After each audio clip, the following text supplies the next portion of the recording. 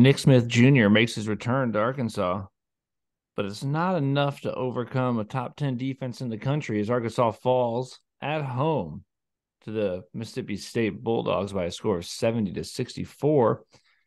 I'm Daniel Price. That's Jacob Price. We are doing a recap of that game because it's Arkansas basketball recap. It's going to be a short one because I've got a brand new baby that can't do anything on its own. I probably look tired. That's probably why they are doing this morning. And Jake's got to go. He's got an appointment.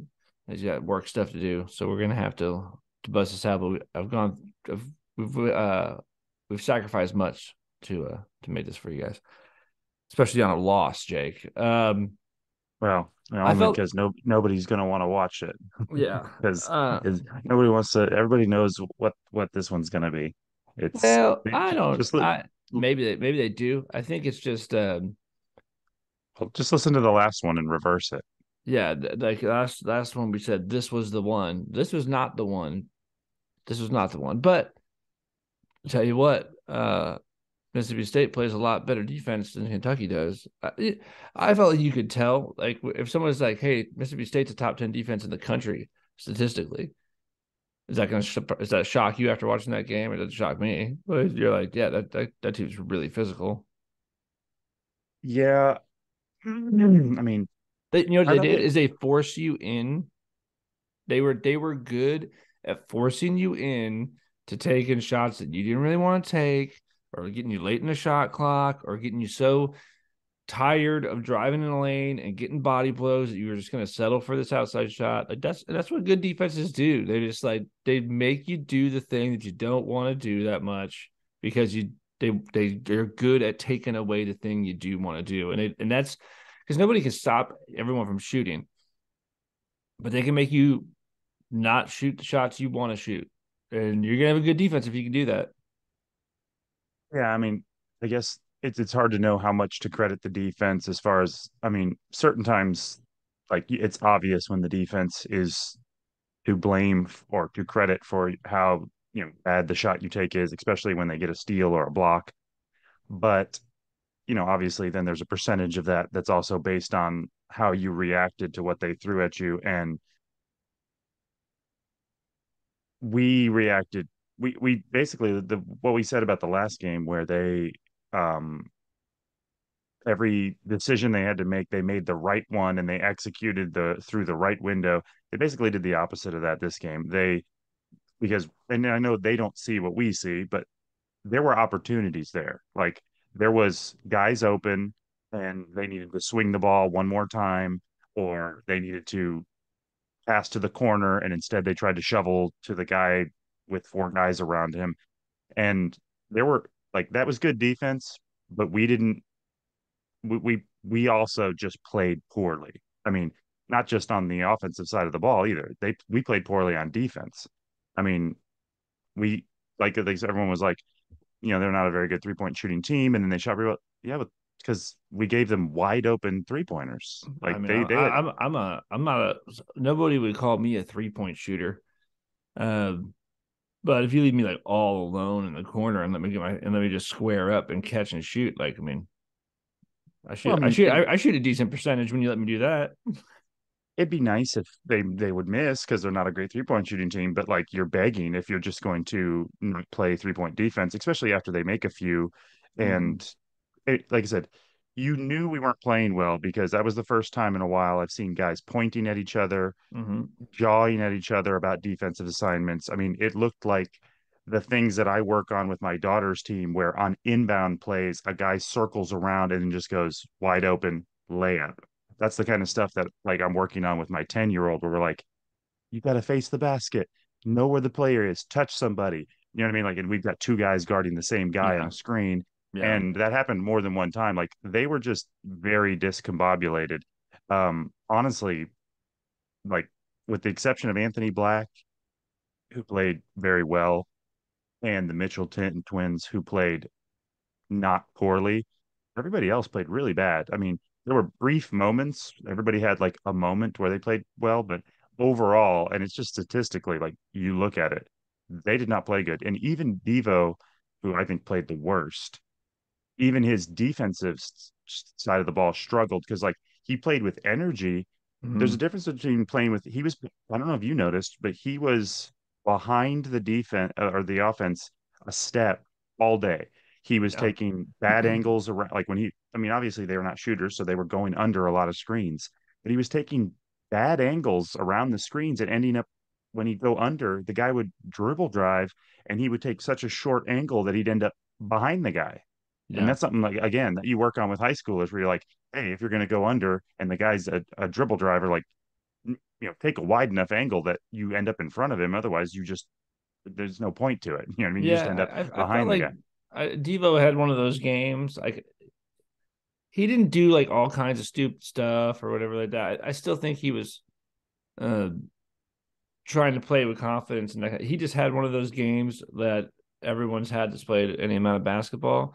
It's like even when you do something good, like so he'd do something good to get a steal or whatever, and then immediately just throw a pass that was a little bit off. Like there was that one to he threw to Nick Smith where you're like, that's a great steal. I wish that pass would not have been low. It was too low. Like I can't he can't scrape that ball before like that. And it's just dude. Sometimes that's the game you have, and you're like, man, I just like, oh sweet, I did something good. Here we go, outlet. No, well, you just throw a bad pass and stuff. And you're like, man, sorry, man, it ain't your night. But like it's just gonna be. I did the announcer saying you can't win for losing. I knew and that doesn't make any sense. The statement makes no sense, but I know what it means because I'm like, I've had games, where you're like, oh, sorry guys, nothing's gonna go right for me tonight. Just I'm gonna drill off my foot probably 4 times tonight. It's just the way it is. Yeah, and like I said, I do think that if you're going to say something good, I don't think that any of those guys didn't give effort. Mm-hmm. Like I mean, Council, and I like that Council was like, I can't. Did they? Dude, this is how I knew that team Mississippi State was good defensively. They said, Ricky Council, you can forget about a mid range shot. You can I forget don't know if about they it. We're said. not. See, I We're would not. put that more on him. He had multitudinous opportunities where it's not that it's not that they give or don't give that shot. Like where he was dribbling in the area, and I thought he was I going to just pull up, and he just kicked it back out. Like, dude, if you look at how many shots did he take? Because Dude, he only took 6 shots, but I mean, I just meant that I felt like you could tell that Council was the guy that they said, because every team does this. They decide they're going to take somebody away, or they really felt, and I thought you could tell they wanted to take Ricky Council away. I felt like against Kentucky, they wanted to take Devo away. That's what they were trying to do. They wanted to shut down Ricky Council. They were sort of bumping him. They were just making him uncomfortable. Like, when he was dribbling around doing his in the paint stuff, it was physical 15 feet from the basket and not in a real foul-y kind of way, but in a and make sure you know I'm here. I mean bump you right here. And he didn't like it. But what I did like about him was I love that he was like, well, I'm just gonna go get fouled. He shot 13 free throws and went 11 for 13. And that's the right thing to do in that situation where it's like, well, if you're gonna play me like that, you can't play me like that if I end up going all the way to the basket without fouling me. yeah, and most of those though were in the second half when Yes. when we were down by 14, 15 points, Mm-hmm. and it really was. I mean, we lost that game in the first half, and we never could get back in it. Yeah. We got so in our own heads by because they didn't play as bad in the second half. I mean, it still was ugly, and at times the first 5 minutes were bad, Our but that defense was better the second half.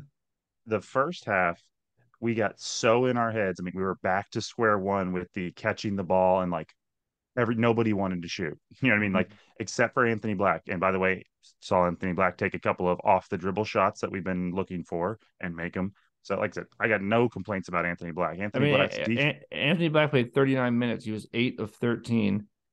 Uh, he was 5 of 6 from the free throw line, 2 of 5 from the 3 point line. He had 23 points, 23 points, 3 steals, 5 assists, 5 rebounds. I mean, Anthony Black played great.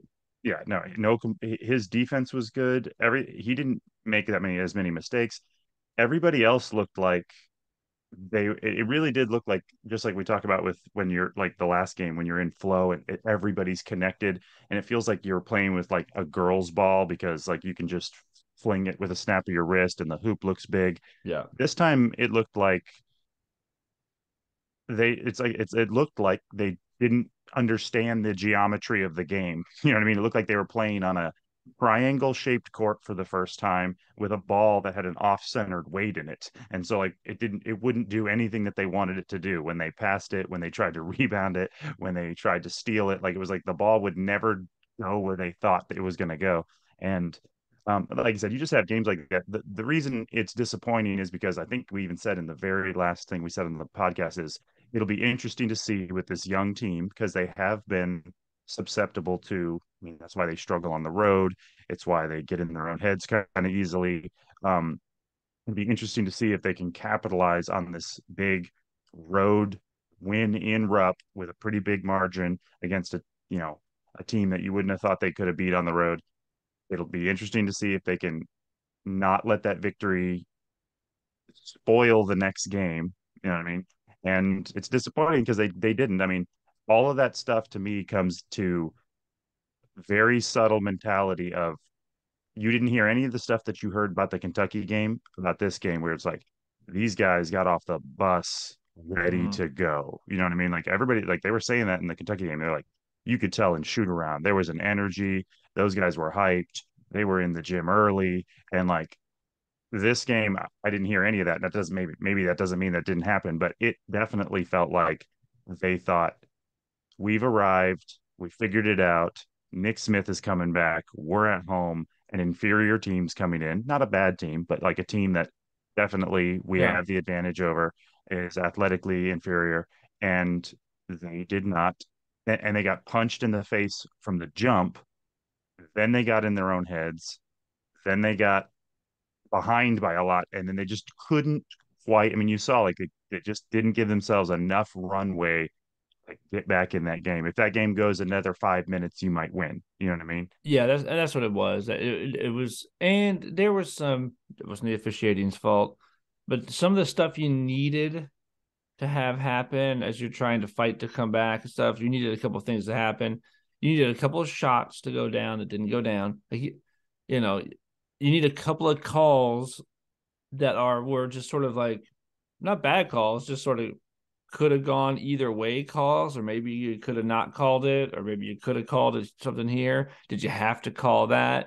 There was a handful of those. I don't think they were bad. I just thought that there's stuff that you know um, you need it. You kind of want some of those things to switch if you're trying to make this comeback. I mean, we probably end on this note because I know that you got to go as we're recording this, but um, Nick Smith Jr.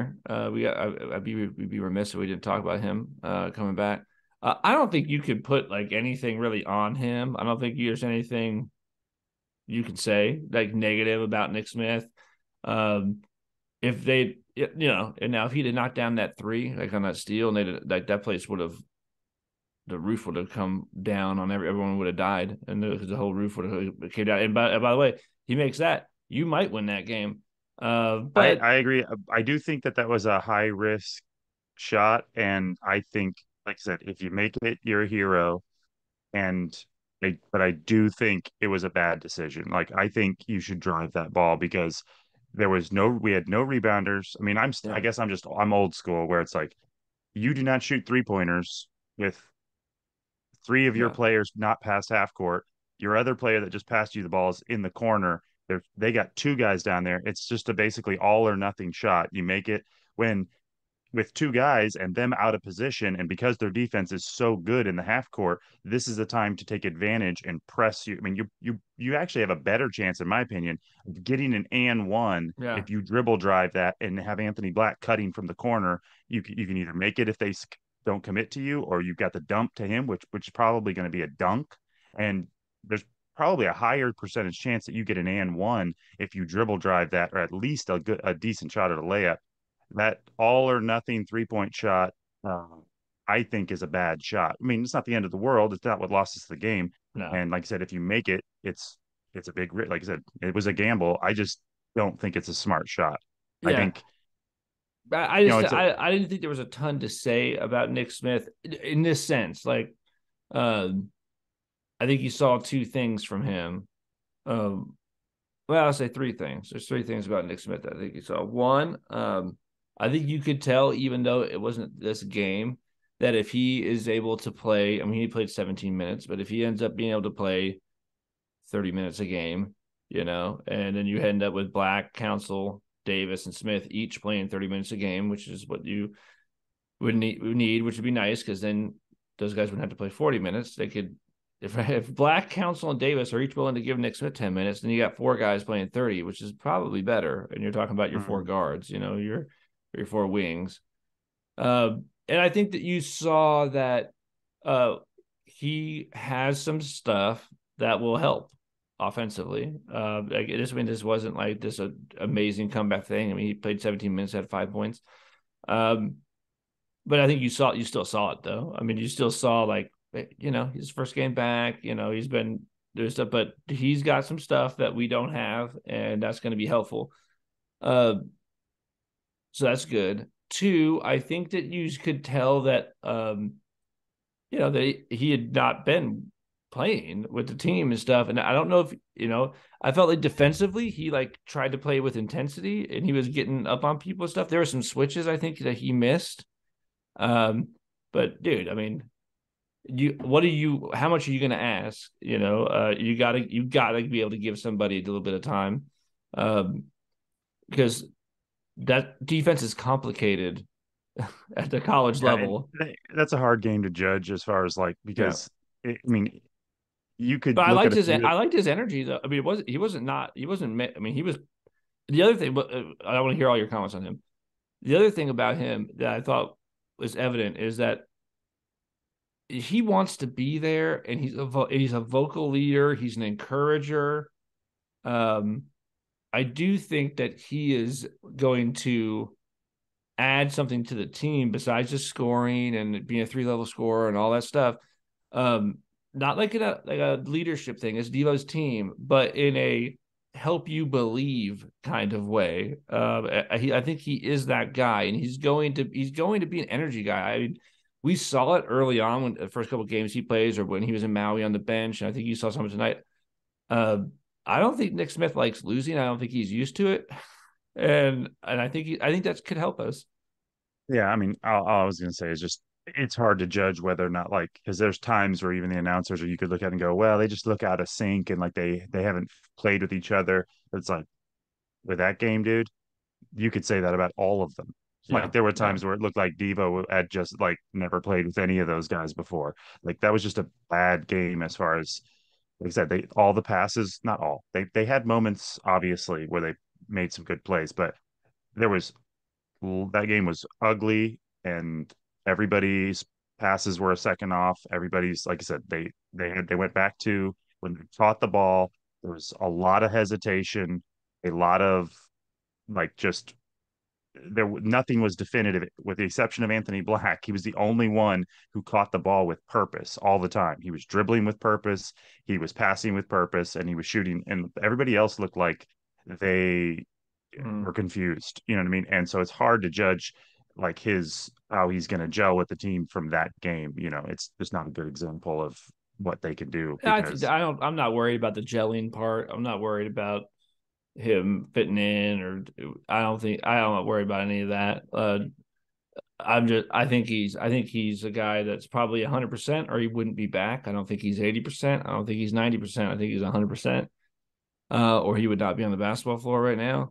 But that doesn't mean his conditioning is 100%. I don't know how it could be, and so you have to give that time. And of course, I mean, I don't care how much. I don't care. I'm sure he's watched every game that they played multiple times, but like that's not the same as being on the floor and playing with them. And that's going to take a minute, and that's just the way it is.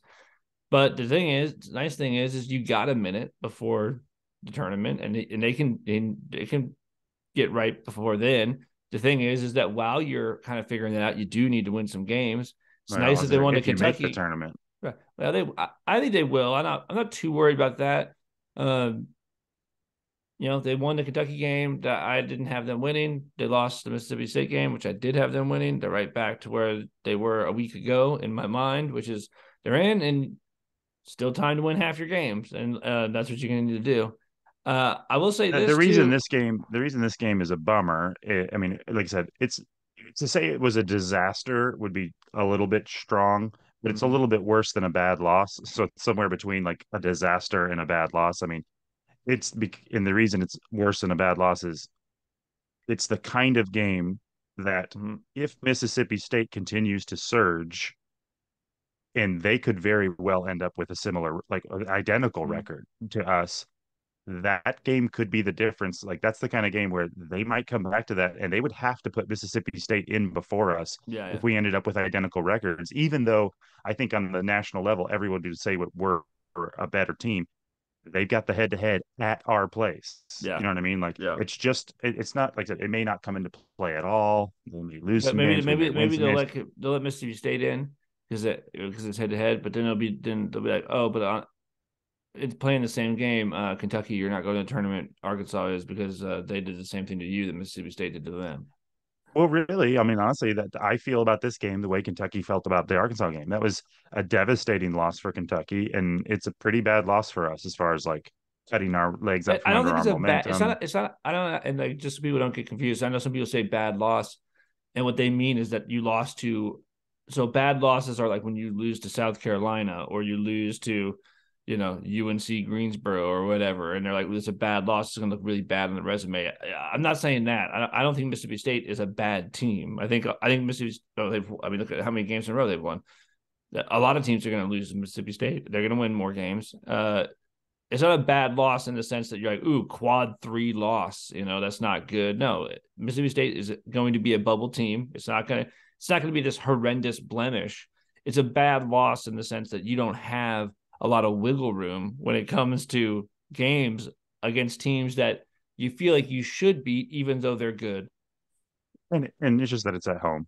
Mm-hmm. You Yeah, never you never want to. if it was on the road, you would be Yeah, you wouldn't feel disappointed, that but it'd bad. be whatever. Mm. Yeah. All right, man. Well, we'll let you go. One thing though, Yep. Ricky Council made one shot this game, which that's not good, but it was a pretty good shot. Yeah, it was. I It's mean, it's not it's not even necessarily to me not that he just made one. It's that he just didn't take very many. And like six. when we're Yeah. struggling, like you gotta take some shots. But Ricky anyway, Council yeah, is I the got is the most dunkinest dude. When I don't think you're gonna dunk it that I've ever seen in an Arkansas uniform. mhm. Did you think he was dunking that? No. Well, I don't know what I thought he was gonna do, but Jeez, dude. All all right, right, man. guys. I, Well, I appreciate Wednesday. it. Sorry, I got to run to Dallas. So Yeah. Hey, Wednesday. At Texas A&M becomes bigger than it was before. Now you want to get back to where you were. You got to win on the road now against a Texas A&M team who doesn't suck. mhm. It's gonna be tough. We'll see you guys on Wednesday to recap it. I'll see you, Jake. See you, dude. Bye.